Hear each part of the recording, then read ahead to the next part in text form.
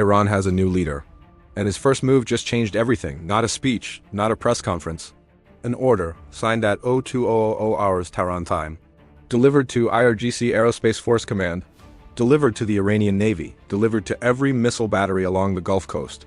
The order had one message. We move now, Washington found out 4 hours later.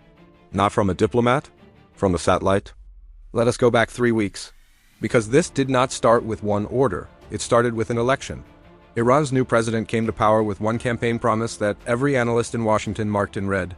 He promised to end American naval presence in the Persian Gulf within his first year, not reduce it. End it. Most analysts called it rhetoric. Campaign language. The kind of thing politicians say and never do. They were wrong.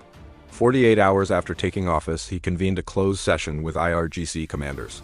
No press, no diplomatic observers, no leaked readouts. What came out of that meeting was not a policy paper, it was a timeline. And that timeline has just been activated. Here's what the US Navy is now facing. 3 separate Iranian naval task forces have sortied simultaneously from Bandar Abbas, Bushehr, and the Farsi Island base in the middle of the Gulf. 14 surface vessels. 4 submarines, all moving toward predetermined positions. Positions that were not chosen randomly. They were chosen by Iranian strategic planners who have spent 20 years studying exactly where a carrier strike group has to be to conduct flight operations. And exactly what positions give Iran the best geometry for a simultaneous multi-axis attack. The USS Dwight Eisenhower Carrier Strike Group is 180 miles southwest of the Strait of Hormuz. It has been tracking Iranian movements for 6 hours. The picture on the Aegis displays across the formation is unlike anything the strike group has seen in this deployment. Not 1 or 2 Iranian vessels making an aggressive approach. Not a show of force patrol, a coordinated movement. Multiple axes, multiple speeds, multiple vessel types. All converging on a single point in the Gulf, the point where the Eisenhower will be in 4 hours.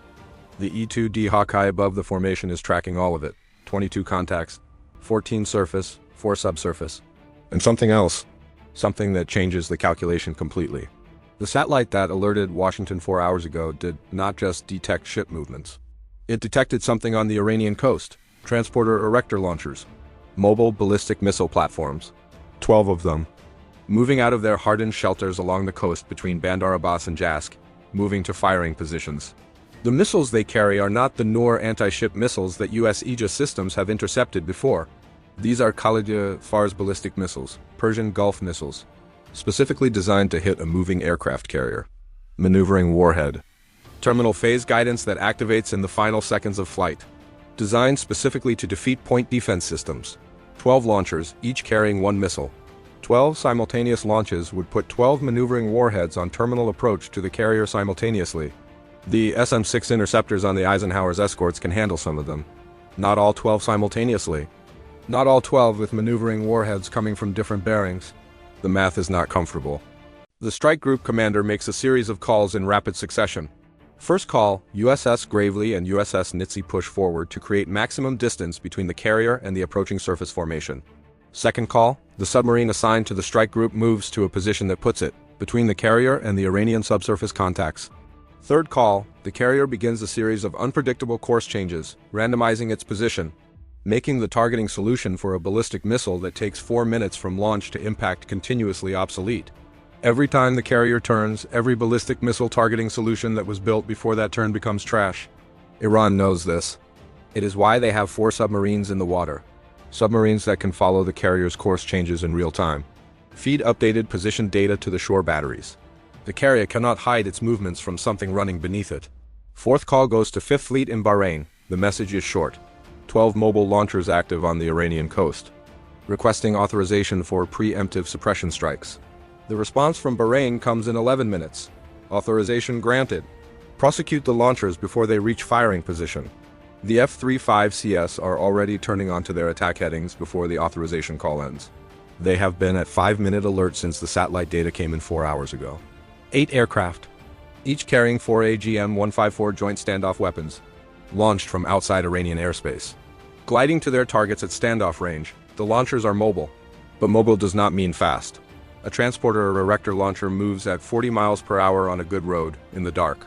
On coastal terrain, less. The Hawkeye has been tracking every one of them since they left their shelters. The F-35 pilots have live targeting data updating every 30 seconds. At 0347 hours, the first joint standoff weapons release, 8 aircraft. 32 weapons in the air simultaneously, each one gliding silently toward a mobile launcher that does not know it has been tracked since the moment it moved. The launchers have radar warning receivers. They will not detect a glide weapon. No radar seeker. No active guidance until terminal phase, no warning. The first launcher is destroyed at 0351 hours, 4 minutes after release. Then the second, then 3 simultaneously. By 0358 hours, 9 of the 12 launchers have been destroyed. The remaining 3 have reached firing positions. At 0401 hours, 3 Khalij-Fars missiles launch from the Iranian coast. The Spurs satellite detects the launch signatures in 8 seconds. The data is at the Aegis combat systems on USS Gravely and USS Lake Erie before the missiles have cleared the Iranian coastline. 3 targets. 3 intercept assignments, automatic, 2 SM-6 missiles launched from USS Lake Erie, 1 SM-3 from USS Vicksburg. The geometry is tight. 3 missiles on terminal approach with maneuvering warheads. The SM-3 engages the first Khalij in mid-course. Clean intercept, the first SM-6 engages the second in terminal phase. The warhead maneuvers hard, the SM-6 maneuvers harder. Intercept confirmed. The third warhead is the problem. It maneuvers twice in the terminal phase. The second SM-6 loses the track for 0.4 seconds, reacquires. The intercept happens at 11 kilometers from the carrier. Debris falls into the Gulf, not on the flight deck. At 0407 hours, the Iranian surface formation is still closing. The submarine contacts have not fired. They are still moving, still tracking. The strike group commander looks at his display. 3 launchers destroyed after firing, 9 destroyed before.